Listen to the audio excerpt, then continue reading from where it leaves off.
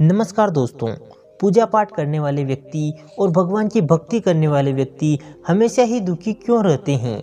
आज इस वीडियो के माध्यम से इस बात को समझने का प्रयास करेंगे कि आखिर वह कौन सा रहस्य है जिसकी वजह से पूजा पाठ और भगवान की भक्ति करने वाले व्यक्ति को दुखी रहना पड़ता है। दोस्तों, आपको इस वीडियो के माध्यम से बहुत कुछ जानने को मिलेगा, तो वीडियो को बिना स्किप किए अंत तक जरूर देखिएगा।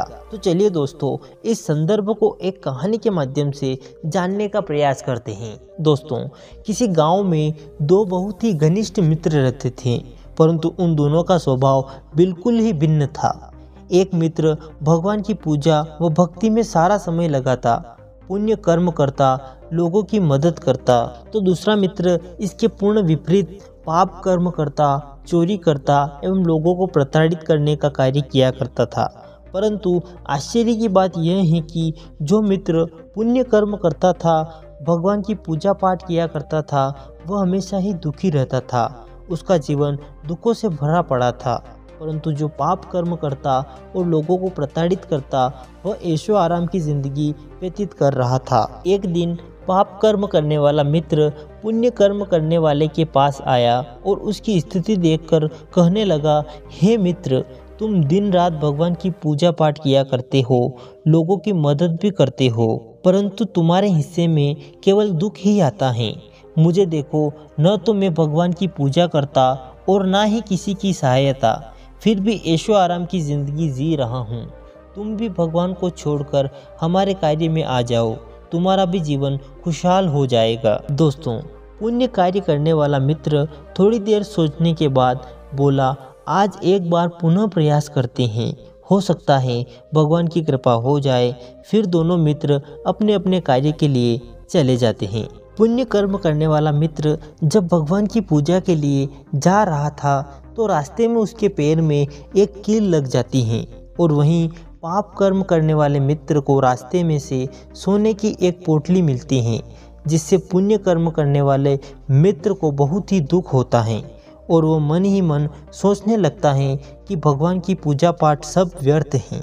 परंतु कुछ ही क्षण बाद उसके मन में विचार आया कि किसी संत या महात्मा से जाकर पूछते हैं कि आखिर ऐसा क्यों होता है। अब वह दोनों मित्र एक संत के पास जाते हैं और कील लगने तथा पोटली मिलने वाली बात को बताते हैं। इसके बाद उस संत से बोले, हे महात्मन, आप कृपा करके ये बताइए कि हम दोनों मित्रों में जो पाप कर्म करता है उसे सुख क्यों मिलता है एवं जो पुण्य कर्म करता है उसके भाग्य में हमेशा दुख ही क्यों रहता है। तब महात्मा जी ने कहा, हे शिष्यों, ध्यानपूर्वक सुनो।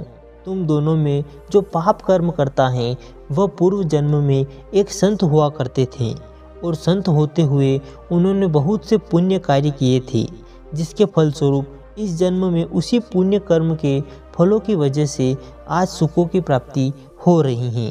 परंतु जिस दिन पूर्व जन्म के फल वर्तमान पाप कर्म से कम हो जाएंगे, उसी दिन सारे ऐशो आराम भी खत्म हो जाएंगे।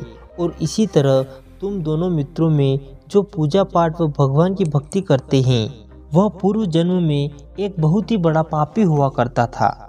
इस कारण से इस जन्म में पूजा पाठ करने और भगवान की भक्ति करने के बाद भी उसे कष्ट मिल रहे हैं। तुम्हारे इस जन्म के पुण्य कर्मों की अपेक्षा पिछले जन्म के पाप कर्म अधिक हैं, परंतु तुम्हारे द्वारा पुण्य कर्म करने की वजह से पिछले जन्म के पाप कर्म धीरे धीरे खत्म हो रहे हैं।